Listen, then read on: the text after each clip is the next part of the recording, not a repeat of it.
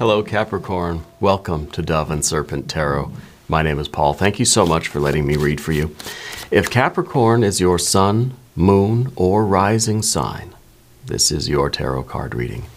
Remember to hit the like button, leave a comment, consider subscribing to the channel, especially if this reading resonates with you. If there is anything you would like me to pray over, or meditate upon, or send positive energy toward, please let me know. Now, this is going to be a general reading, so try to be open and receptive to whatever may come through during our time together. I am merely the messenger, and I ask you to connect directly with each of these cards and use your own intuition to take you beyond the details that I might provide. And remember, Capricorn, that the most important part of any tarot reading is you. And look at that brilliant sun. This has been a theme for you for a while, Capricorn. You are letting your light shine, okay? I think in the past that you have been, you were sort of influenced when you were younger to sort of turn it down, to keep quiet, to dim your shine a little bit, you know? You're not doing that. You're not dimming your shine. You are radiant, you are confident, you are charismatic, you are full of creative ideas, you're full of charm, you're full of grace. Yeah, I think that you're full of a lot of good ideas too. I feel that you hurt an elbow or something, right? There's a joint that was hurting that you are sort of you're back into. It was like tennis elbow or something. You're back into top-notch shape now, I think, right? Whatever that was, you recovered already. This is a card that really, to me, feels like you're the star. Okay. And to me, it feels as if you've gone through the work of the star card, that you've understood more about who you are and why you're here, what you're made of and where you're going, right? And so now it's just a matter of powerfully sailing through the cosmos as this bright and shining sun, as this star, you know, being the star of our own life, the star of our own movie, right? Star of our own story. Yeah. Let's put this into some context. Let's see what's going on here. Where are you headed? Well, there's another disc, right? An ace of discs or pentacles. We have the High Priestess. We have the Princess of Cups, a Knight of Wands, and, interesting, an Eight of Cups. Well, I think you're headed toward improvement, okay? Let's finish the rest of these cards, but I feel like we kind of have to cross this great river, this sort of, maybe it's a muddy stream more than a river. We have a Five of Pentacles here. There it is. See there, the Ace of Cups. You gotta cross this sort of difficult. There's a bridge or something, right? There's some kind of a difficult feeling or emotional connection that you've got to get past in order to get to your abundance, right? This is very, very good. A 10 of Wands and that 7 of Swords. Interesting here. This is kind of an anchor, these two, right? The heart and the mind, an 8 and a 7. This is what we have to deal with in order to realize this abundance in the external world. Okay, so I feel like this is what we have to cross right now, and the challenge is for you really to just pick up enough speed that you can just sail right over this, okay, and achieve your abundance with that Ace of Cups. This is real. This is a lot of love here. Okay, this is brightness. This is really your vessel ready to receive all of this love, this healthy, happy relationship maybe. It could be that we have to get over this challenging thing with this 8 of Cups, yeah? Let's select the mystery card, bonus card, confirmation card. This is a random card from the Smith-Waite Tarot. This is the factor infinite and unknown. And we're just going to set it down right over here and put Franken Duck right on top. We're not going to look at that card until the very end, but it will tie everything together and it will give us the confirmation that we need if you have a prediction for that card.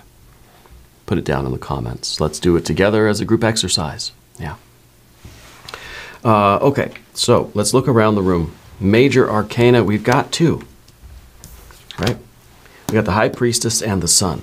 We've got the solar light shining bright, and we've got the lunar light shining bright. The High Priestess is the widening of the psychic aperture, the opening of the third eye, the dawning of the spiritual consciousness. If we take it in context with the Sun card, this is kind of conscious mind, unconscious mind, right? And everything's sort of right where they are supposed to be, right? But I think in a large part, the Sun card incorporates everything, because the Sun really is... you know, it's the light, the divine light that illuminates the entire soul, right? And so I feel like this light is shining on your unconscious intuition, your gut. It's shining back on your childhood, shining on your dreams. It's shining up here on your efforts and where you're putting your energy. It's even focusing your light on what your current obstacle is or what your lesson is. Maybe this is a karmic thing that you're working out, but it's showing you how to move forward in this situation with this Eight of Cups, okay? And it's showing you which steps to take to achieve all of these, right? So first of all, the Ace of Pentacles, Ace of Discs, this is the next step for you. This is sort of beginning a path on a higher plane. This is the next part of your sort of infinite cosmic orbit. You know, we think of the Sun as being this almost this fixed object in space, you know, but the Sun has its own path, right? We may be going around the Sun and the Sun's going around something else. Maybe it's I don't know. I don't know what the Sun's orbit is, to tell you the truth. Is it the galactic center, maybe the black hole or something? Or, I don't know. But it has its own path, right? And I think with that Sun card that you're really able to see the significance of all of your past decisions, all of your past efforts, your current efforts, and your future efforts. And beyond that, I even think that you may have even had a recent revelation about a past life, okay?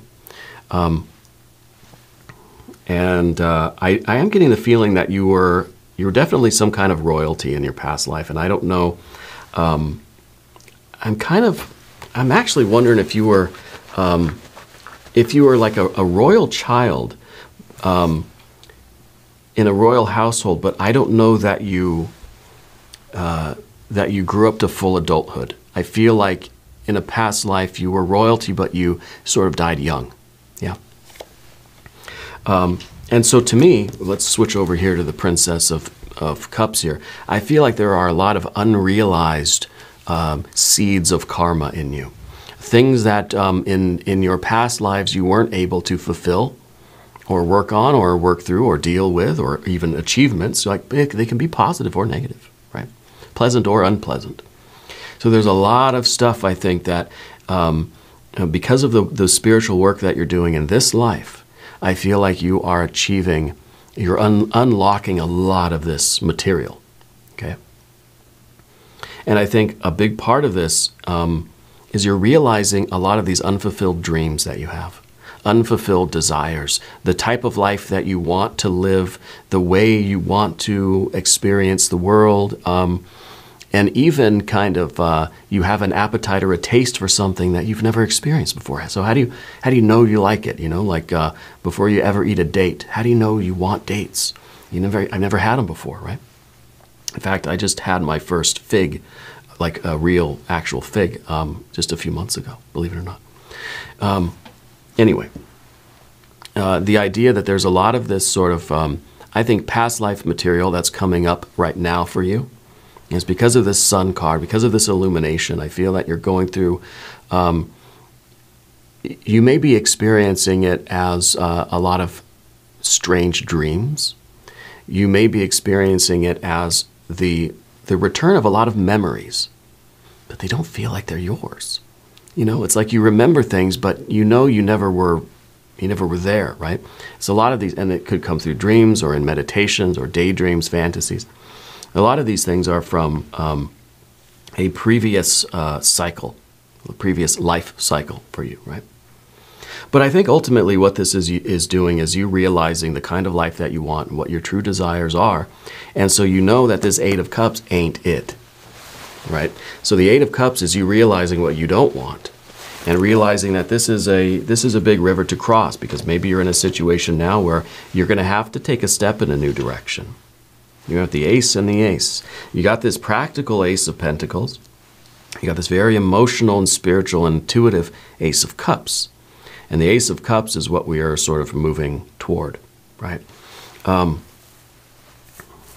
So anyway, underneath everything with the High Priestess, again, this is sort of in connection with those dreams and the intuition and having these desires, or having this sort of this dream for a certain kind of life that you don't know why that's there. I don't know. It's not something that you sort of consciously remember from childhood. I think this is, again, like the memories that don't feel like they're yours. Or, I mean, they're yours, but they don't. It's that weird area. I feel like you've been practicing the divinatory arts more lately. I feel like you're kind of a natural psychic, though. That you might have the cards out and just sort of, and do that just to have something to sort of look at and to have in your hand. But I feel like it comes from you. And I feel like you could do the same thing even without the cards, Maybe you don't use cards. Maybe it's something else, geomancy, Jing. Maybe it's pendulum, or, whatever it could be. But you're sort of, you're natural at that. And it's you have a very strong connection with your unconscious. And even, I think, into the Akashic records, even into the collective unconscious, which is where a lot of these things come from that may feel like there are memories, but why am I remembering that? That wasn't me. Maybe a past life. Maybe some of it is you tapping into that Akashic record, right? And so I think that this is really a message for you to trust your gut, trust your instinct, trust your intuition. In that making any kind of changes or decisions in your life right now are going to be guided by a divine energy. Okay? I think that any moves you make now, any step forward for you is going to be the correct step. Okay? The Prince of Wands up here at the top, this is the commitment that you've had, the energy that you've been putting into your current situation. I feel like it's kind of a deadlock. We got that Eight of Cups. Feels like there's a structure there that just isn't working right now. But I feel like this is you still giving your energy to something. Okay? And so with that Sun card, your spirit is trying to illuminate those areas of your life to which you are giving all of your vital energy. And the question then is asked, what needs to change? Okay? What step do we have to make? There has to be a move here. This is kind of a fixed fire energy. And Spirit is saying, what's your next move? Okay. So this isn't this isn't positive or negative. Spirit's just showing you those things to which you're devoting your energy. And maybe it's up to you to figure out what is important and what energy sort of needs to be reclaimed. I've got some ideas for the mystery card. Maybe that's going to be the Death card. Sort of the recycling of energy. Yeah. Because what we've got in front of us is this Eight of Cups. And the Eight of Cups is a certain structure or formation in your life, certain pattern, a certain routine or, pattern of behavior or relationships, that sort of thing, to which you are giving some of that fiery energy. But it's not working. So this is the realization of what that could be for you. So there needs to be a move across this river. Something about this particular thing needs to change. And I feel like intellectually, as we try to mentalize this energy, because that's what I do here, I take all this feeling, all this spiritual energy, this light, these images that I'm receiving. Sometimes I receive them in words or pictures of words. Very often it's an image that I receive. I'm trying to take all of that and mentalize it, put it into words that I can then send your way, hoping that you grasp what I'm putting down, And I think mentally we don't know what our next step is. It's something that needs to come intuitively to you. Something that will come through, let's say through a dream or a fantasy, right? Or a daydream or a synchronicity, something like this. It's not something that we can intellectualize. And that's why we've got the Seven of Swords at the end over here, because it's saying, wait, no. Don't start thinking too much about it, right? That we are on this orbit, we're on this cosmic trajectory. And the next step for you, the beginning of the next segment of your orbit, is not something that we can calculate and do the math. We're not astronomers here, right? I don't know how to do those parallax and all. I don't know how to do any of that stuff. But what we do know is that something about a certain formation in your life. I think this is a karmic thing, a karmic something that you've sort of, if you look at it, I think you've been repeating something in terms of your emotional life. And maybe this is kind of the idea that you're always getting yourself into the same sort of situation. Okay? And Spirit's trying to shine a light on that. Okay? Because you're moving quickly into abundance, right? And now we're going to talk about the path of the serpent. And as we do this, I would like to ask for your subscription. If you haven't subscribed yet, please do. It is totally free. It doesn't cost anything, but it really does support the channel, and I really do appreciate that. So we've got a Five of Pentacles here. Five of Discs. This is a card of change. This is the card of feeling like there's no stable ground beneath our feet, that nothing is solid, nothing is reliable, nothing can be trusted, nothing is sturdy enough for me to take a step onto. And I feel like when we're in this Eight of Cups, when we decide to cross that river and move on from this or release ourselves from this pattern of emotional involvement or entanglement, the first thing we may encounter is the instability of it. We think about trying to walk across a rushing river or even a stream where there are just little stones to walk across, These are those little stones. Those can be slippery. Be very careful if you're crossing any kind of a stream or any kind of moving water or still water for that matter. We could slip on any one of these stones and lose our footing and, end up in a bad way.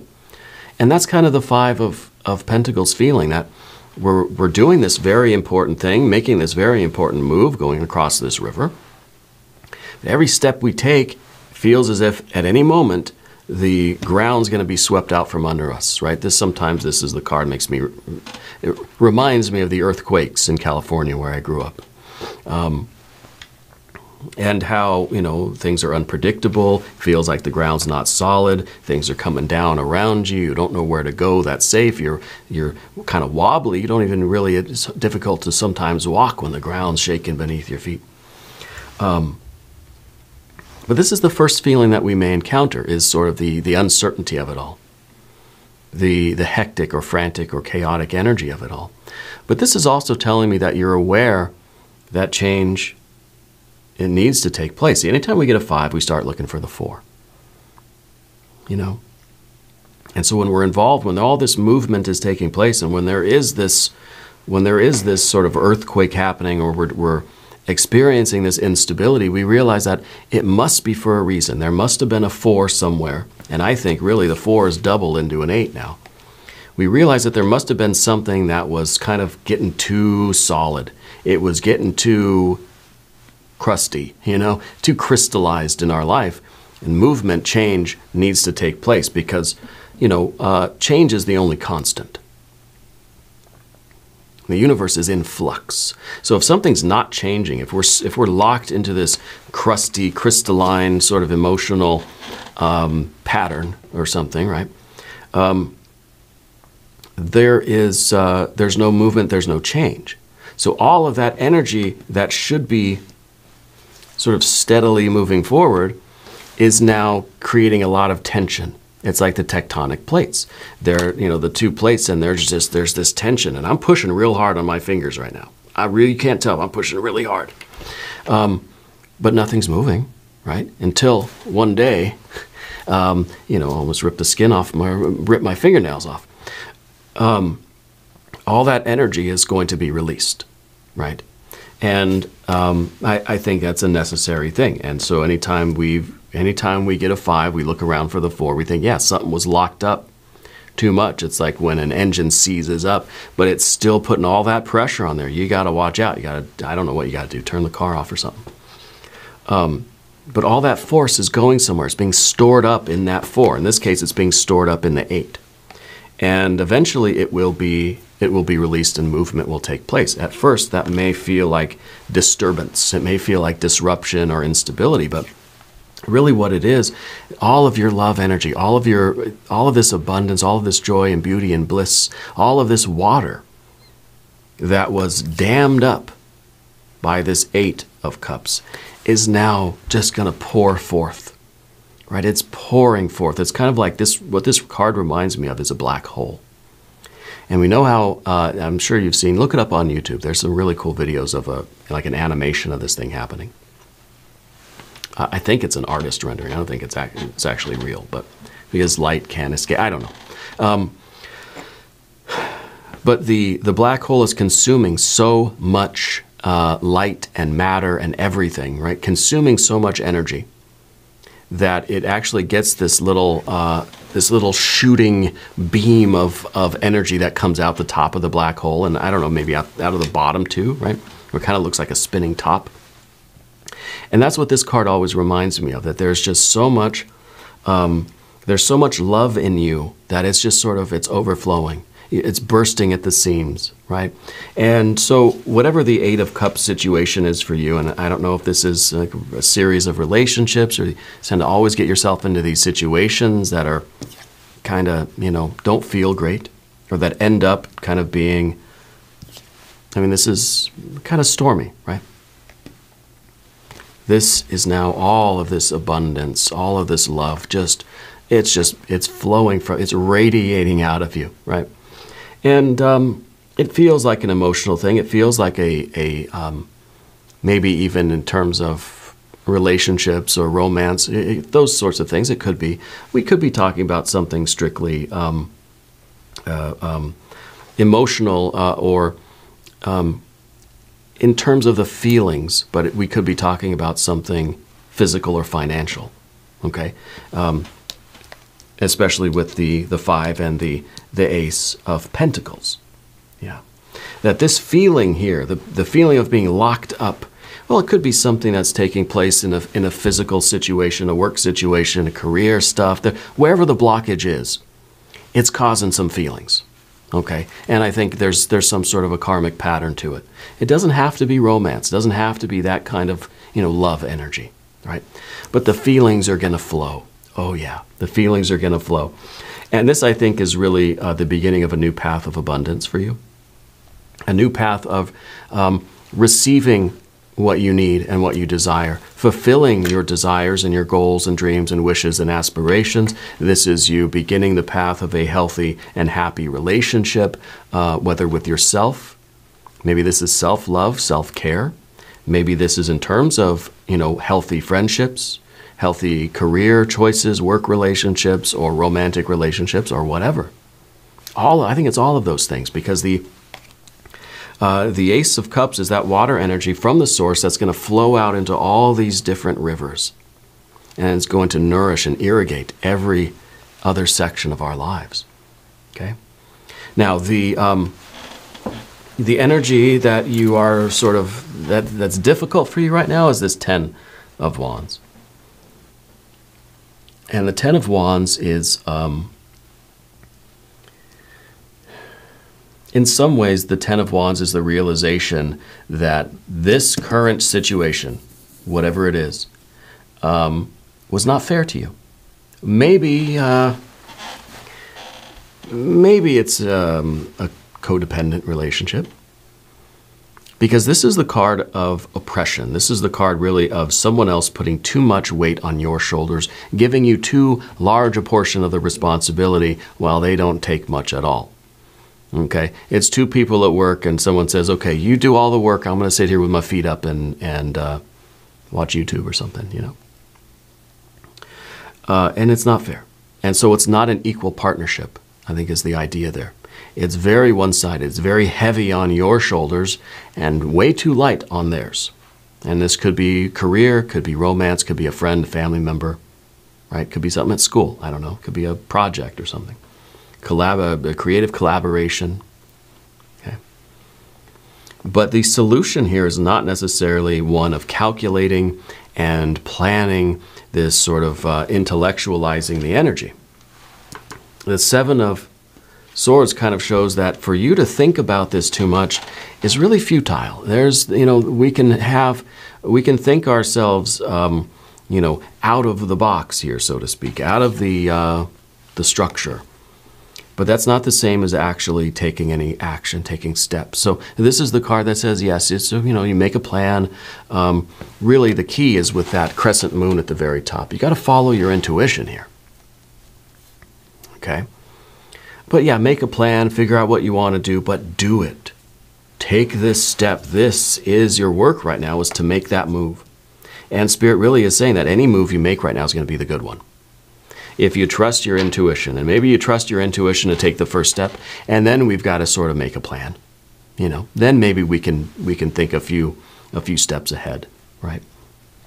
But don't get too wrapped up in the mentalizing of it. Don't get too wrapped up in the planning, because what's going to happen is you're going to have this decision, this intuitive decision. See, and it's that Ace of Swords that's going right up to that crescent moon. But then you have all these other little side paths that sort of look good too. And it's like we're trying to follow the star, follow the moonlight, or, you know, follow the intuition. Follow the spiritual guide. Yeah. Follow the dream. Follow the flow of water from the Ace of Cups, or whatever, however you want to talk about it. But we're trying to do that. But then in our mind, there are all these other options, all these other avenues. And it's like, well, I could do that instead. Well, maybe I could do that. And if we sort of dabble over here, we dabble over here, we're not really making any progress in any direction. So in some ways, Spirit is saying, it doesn't matter what you do as long as you just do something and do that thing. As long as you make some progress somewhere. So it's kind of like just flip a coin, or just you know, spin the dial, or spin the globe and just put your finger on the globe, and wherever it lands, that's your path. Right?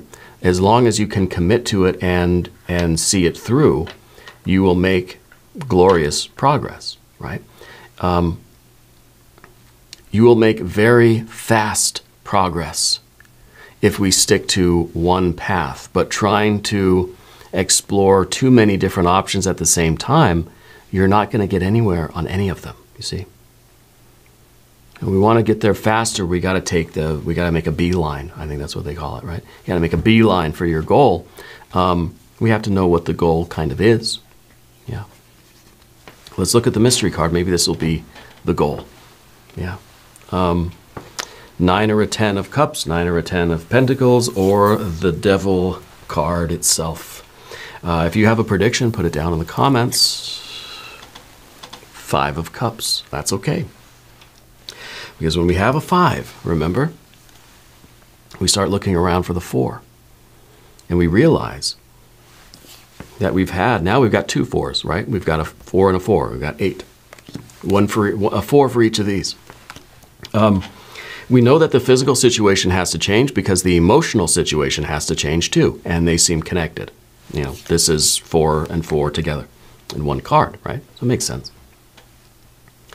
But this is realizing that there was an emotional situation that was too stagnant. It was too locked in, it was too limiting, it was too unsatisfying, unhealthy, whatever it was.